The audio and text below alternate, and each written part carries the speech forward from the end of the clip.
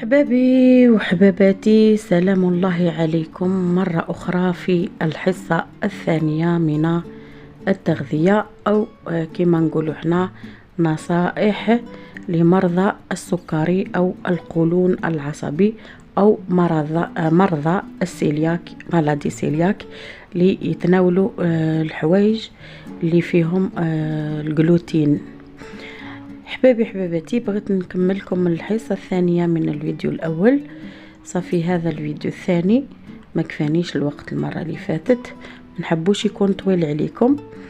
بغيت نقول لكم يعني قدر الله وما شاء فعل، يعني أنا من ذوي المرضى تاع الضغط الدموي ومرضى السكري، يعني الآلة اللي نهز بها السكر تاعي كل وجبات، والآلة تاع الضغط الدموي اللي تحسب لابيلساسيون دو كور تاعنا، يعني الدياغنوستيك هذيك تاعنا سيستوليك ودياغنوستيك هكا. صافي هذه كما نقولوا حنا تشخص لك الضغط تاع الدم والضغط تاع الدم في القلب. لهنا واش نبدا لكم؟ اول حاجه يعني نكمل لكم تغذيه ولا الماكله اللي ناكلها. خي قلت لكم انا تاع لا مالادي سيلياك، صافي مالادي سون غلوتان، صافي واش هي الحاجه تاعهم اللي ياكلوها سون غلوتان، يعني كيما نقولوا حنا بدون غلوتين. غير قلت لكم المره اللي فات درنا الشوفان كيما نقولوا حنا، والمره هذه نكلمكم على الكسكس اللي راهو بالذره. هذا هو الكسكس تاع الذره كيما نقولوا حنا بدون جلوتين.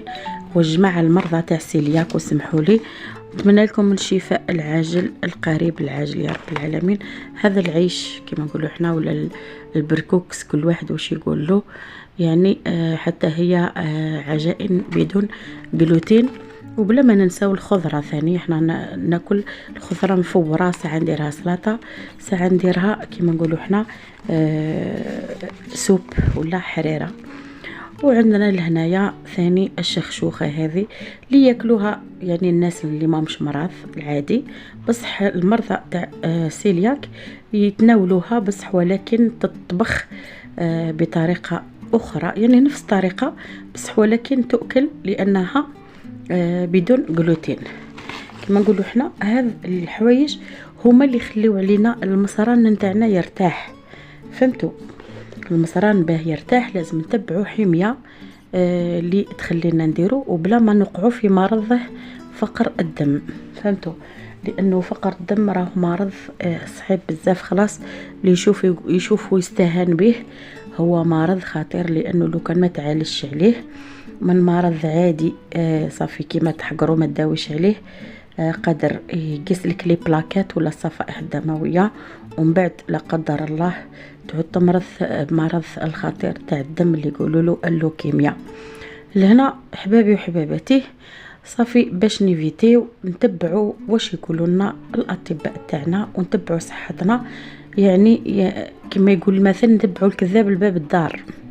يعني احنا نتبعوا وش هي الحاجه المخصصه عن طريق التحاليل، عن طريق كما نقولوا احنا بليز اناليز بالون فرونسي، يعني كما نقولوا احنا تبع روحك شخصيا عند اطباء سواء اخصائيين ولا اطباء نتاع الاعشاب كما نقولوا الطبيعيه، الطب البديل. كما هذا العشبه نتاع المصران هذه كل واحد واش يسميها، هذه تاع الطب البديل. العشبه هذه صافي تريح لك القولون العصبي، ما تخليهش يدور في الليل. طيبوا تيزانه، فهمتوني؟ طيبوه تيزانه، هي خلائط بالاعشاب. صافي واش فيها البابونج، فيها كما نقولوا احنا كيف يقولوا العشبه اللي ترقد المصران ما تخليهش ينوض، الريحان فيها كما نقولوا احنا هاي عشبه اللون تاعها وردي، اللون الوردي هذا ولا البرتقالي ولا ما باليش، هي جات وردي. انا عارف كيف يقولوا لها، عشبه ام الناس ولا ما نعرف كيفاه. هي عباره عن خليط من الاعشاب الطبية يعطيها لك العشاب يعني عن طريق وصفة طبية.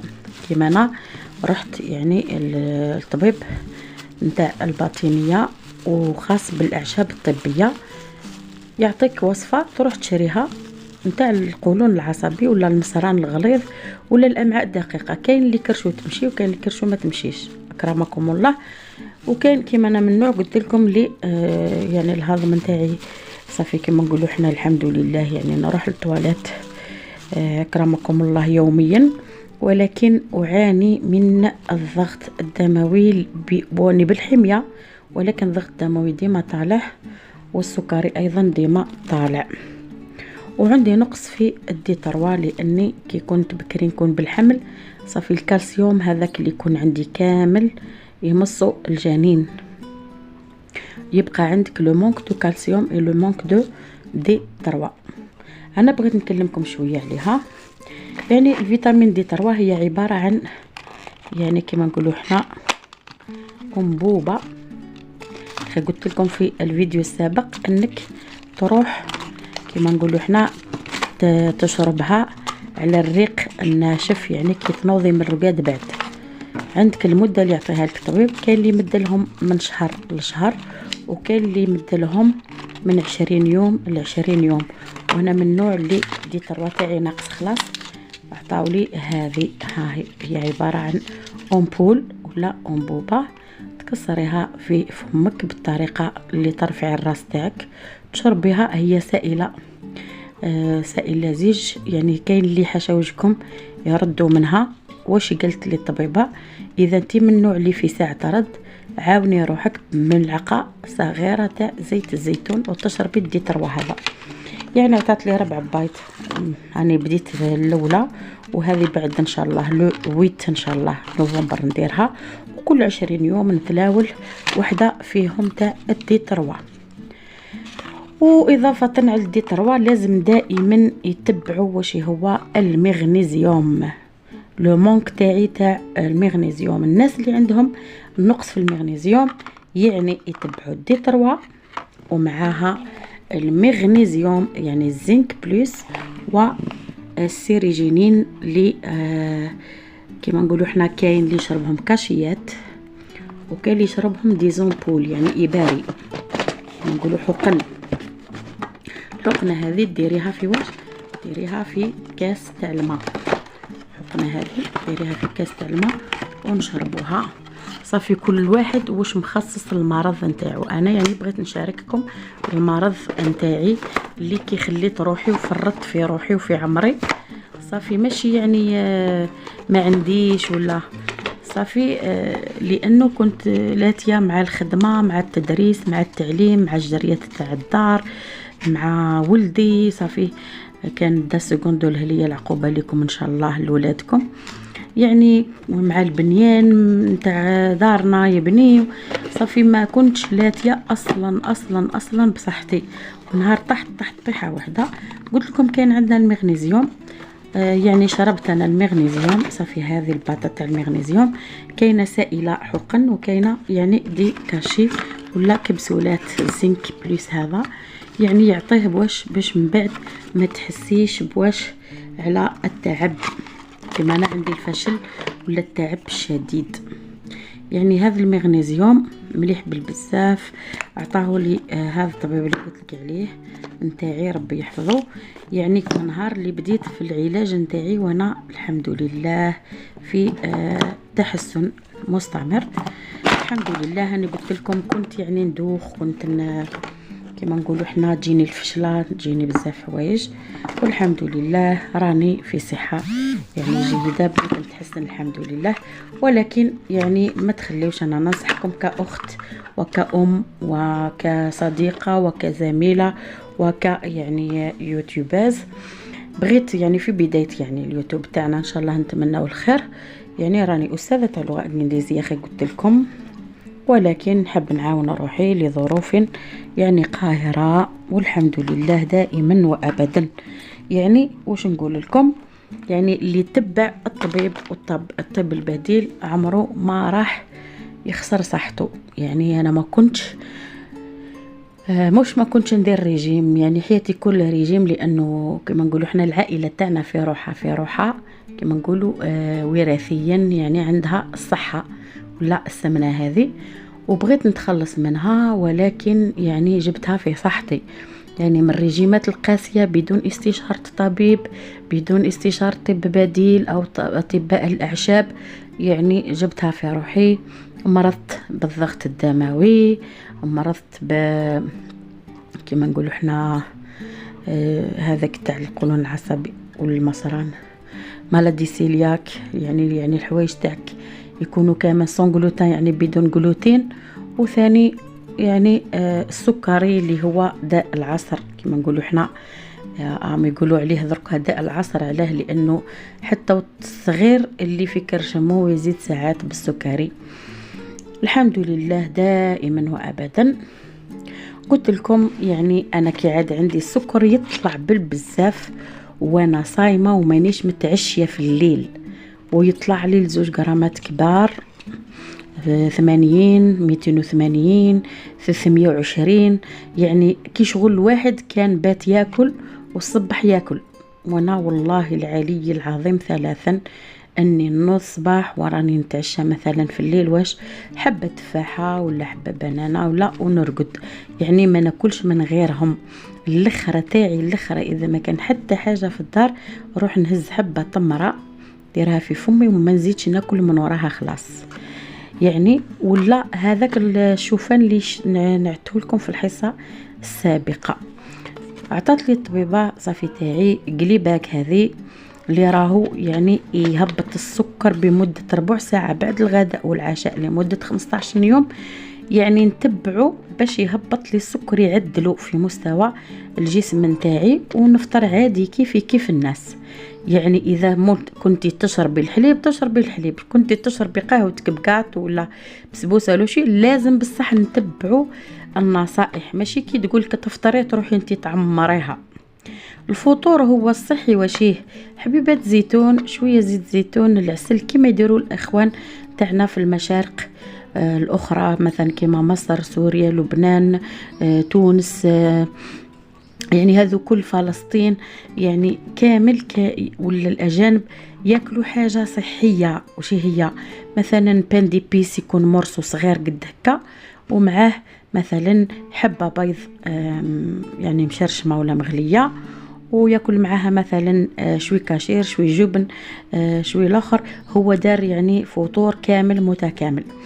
ولكن حنا كي نوضو عندنا لازم ناكل، مثلا انا نهضر لك عامه على عامه العرب تاعنا، كي ينوض يفطر بنستيبان خبز فيها الزبده وفيها الكونفيتير والحليب مسكر، الله الله اخر اخر اخر اخر، ومن بعد واشيه يصرى فيه الباطل، ومن بعد يبدا في الترجاع ويبدا في الدوران ويبدا. مهم هذه الاغلاط اللي كنا نقعوا فيها، والحمد لله يعني تفادينا الاخطاء هذو بالمتابعه الطبيه والعلاج يعني الطبيعي اللي هي الاعشاب. وانا قلت لكم عشبه هذه احبابي حباباتي، راح نكتب لكم في صندوق الوصف وشي هو المكونات تاعها لضيق الوقت، وما نحبش نطول عليكم كما نقولوا احنا الفيديو.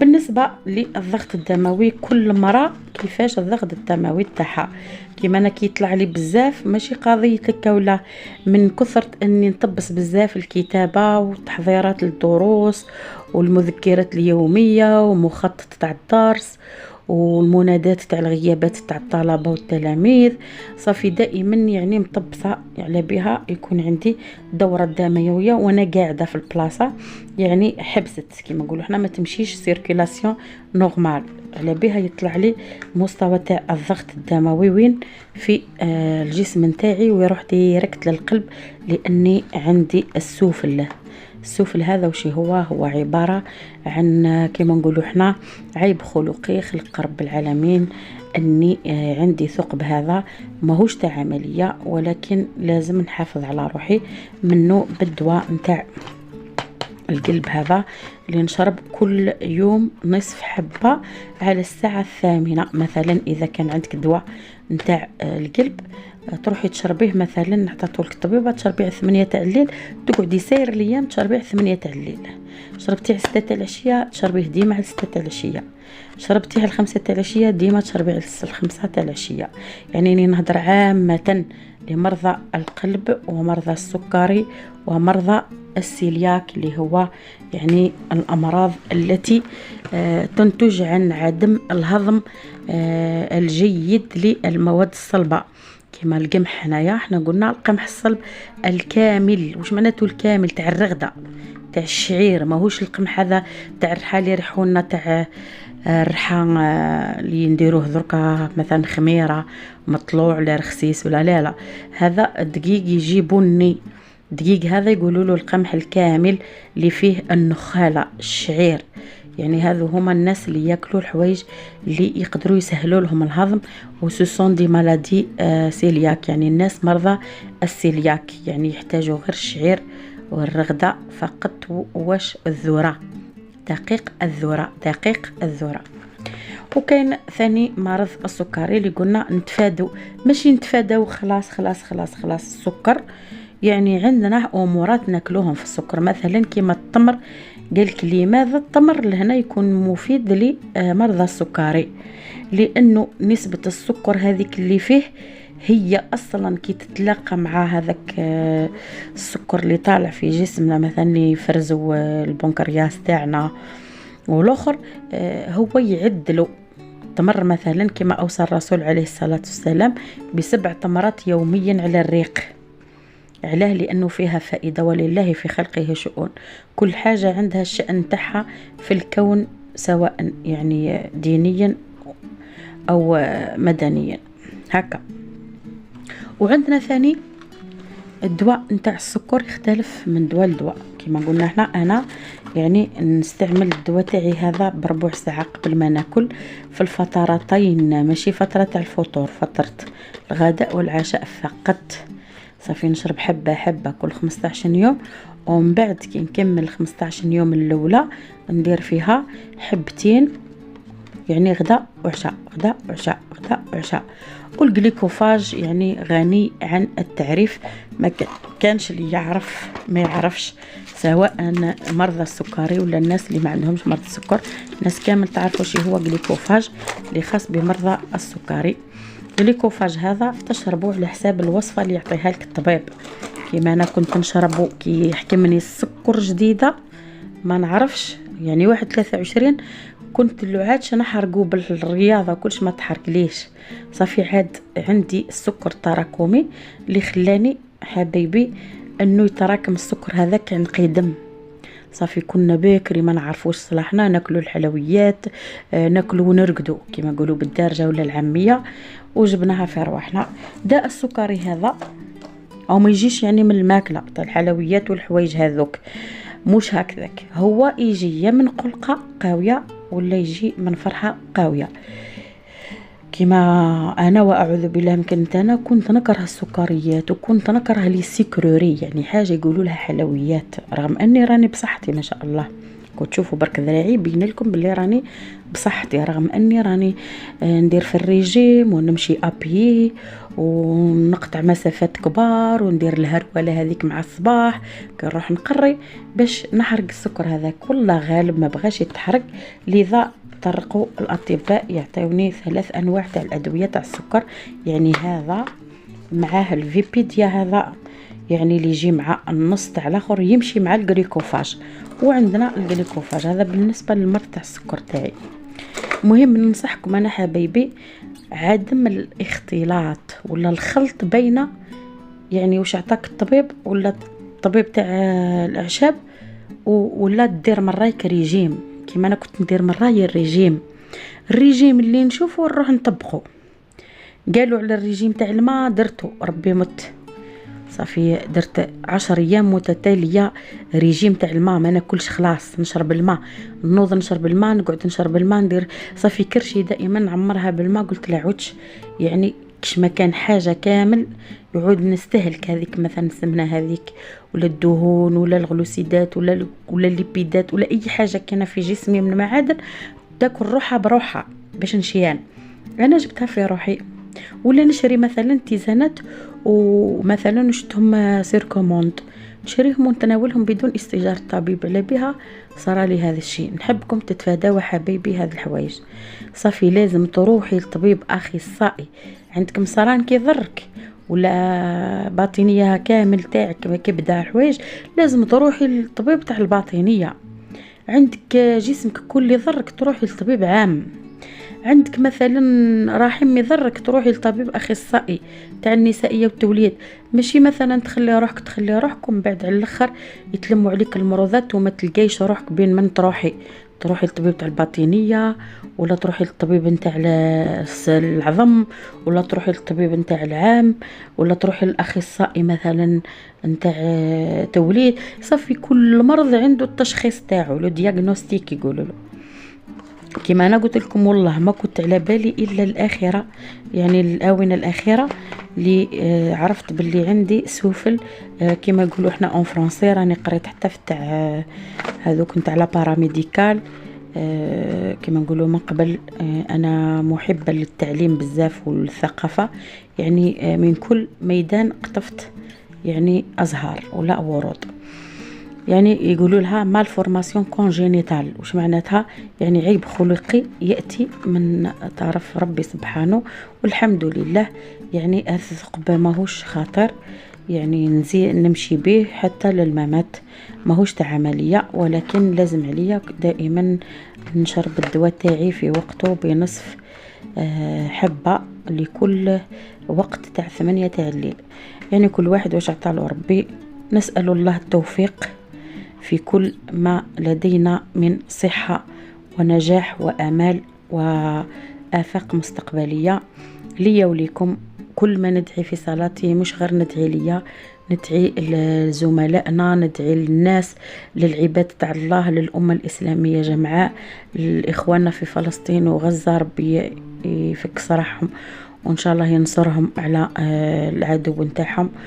وما علي أن أقول أحبائي بعد هذا النصائح الكاملة على المرض نتاعي اللي راني فيه، نتمنى لكل واحد ووحدة فيكم الشفاء العاجل. اللي راهي مريضة ربي شافيها، واللي راه مريض ربي شافيه، واللي في قلبه حاجة ربي ينويها له، وليا ولا ولي، واللي عنده مبتغى ومستقبل يحب يوصل له. نقول لكم من أراد العلا سهر الليالي أسهر الليل، وإن شاء الله تنالوا المبتغى تاعكم. وأنا دائما نقول لكم وأعوذ بالله من الشيطان الرجيم من كلمة أنا. يعني أنا إنسانة عصامية نعتمد على نفسي بنفسي، لذا وصلت للمبتغى تاعي في جميع الميادين. يعني إذا رديتني للتمريض في الدار ولا وحدي رحت للدار مثلا اللي يروح للطبيب ولا مستشفى، انا اللي ندير البراء، انا اللي ندير السيروم، انا اللي ندير.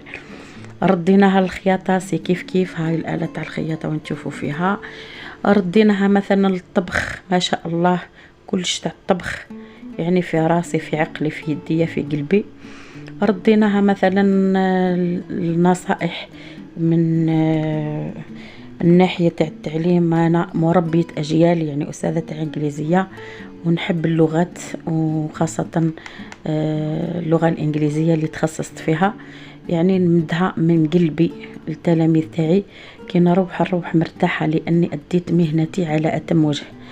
وهذا نطولش عليكم بزاف حبايبي. أتمنى منكم إن شاء الله ماشي تدعموني في القناة، لأني راني محتاجة، بغيت باش نتغلب على واحد الظاهرة اللي عندي، لأني فت على واحد الظروف اجتماعية تظلمت في حياتي كزوجة. يعني حسبنا الله ونعم الوكيل في اللي كان السبب، واللي شتت شأناش كما نقولوا شتت شمل عائلة. يجي نهار وين ربي يشتت شمله. مهم راني نجري على ولدي الوحيد نتاعي، لاني قلت لكم بسبب تاع الضغط الدموي هذا اللي كانت عندي اجهاضات متكرره ووفاه، يعني تاع طفله قريب نلحقها، يعني للزياده ما كتبش رب العالمين. ودرك الحمد لله عندي طفل صلاح الدين ولدي هذا، ربي يحفظه لي ان شاء الله يا ربي، نشوفه في اعلى المراتب. راني نخدم على جاله حبيبي. وعلى جالو كل شي هون. وما عليا غير نقول لكم حبابي حباباتي، انا شاركتكم اقسم بالله لا زواق ولا نفاق، ولا كان نزيد على عظامي وعمري يوم القيامه، لانه نهار اللي ندفن وحدي في القبر نتاعي ونقابل ربي مولاي وحدي بافعالي وفعلي يشفع لي. يعني علاه يعني نروح نكذب عليكم في الادويه ولا مثلا في الصحه وانا بصحه جيده؟ لا لا، شاركتكم الامراض نتاعي المختلفه بكل يعني شفافيه. نتمنى ان شاء الله حبايبي تعاونوني، نتمنى ان شاء الله تدعموني في القناه. يعني الحمد لله نحب نعاون ولدي بركة بها ان شاء الله نوصل المبتغى، لاني ما عندي لا دار لا دوار. هذه دار ميمتي راني ساكنه معاها، ربي يحفظها لي ان شاء الله. يعني كومش ميمتي راني حتى انا برا انا وولدي، ولكن وعلي ان اقول الا ان اوكل الله تعالى وهو نعم الوكيل. حسبنا الله ونعم الوكيل في كل انسان شتت شمل عائله، سواء رجل أو امرأة أو بنت أو شاب أو عجوز أو شيخ. الحمد لله دائما أبدا. أستودعكم الله الذي لا تضيع ودائعه، والسلام عليكم ورحمة الله تعالى وبركاته، في فيديوهات أخرى إن شاء الله، مع نصائح أخرى مع زميلتكم فرح فداء التي تسعى على عمل الخير في كل مكان دون أي مقابل. سلام.